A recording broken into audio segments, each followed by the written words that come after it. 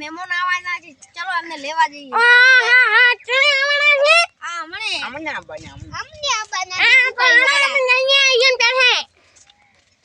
હારું હેડો લઈને આવીએ. હેડો લઈને આવી પ્રોગ્રામ કરીશું દુબઈ વાળા તું મિત્રની સારી લઈને આપે.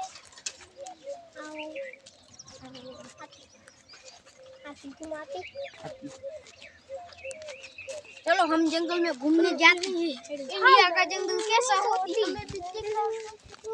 हिंदी माची गुजराती में गुजराती में हम भी कोई वाला ऐसा ही बोलती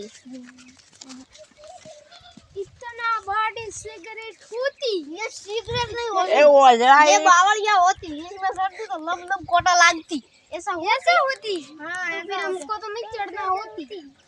ट्राई करना है तो कर लो. नहीं करेगा. चलो अभी इधर जाते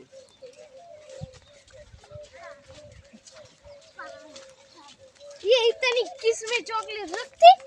ये किस्में चॉकलेट नहीं होती ये पुल्ला होती और इसमें से गाय तरड़ तरड़ पाड़ती हाँ ऐसी होती.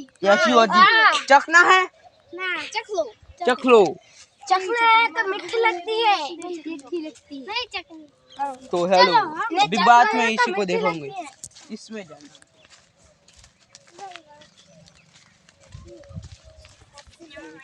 ये क्या क्या होती है?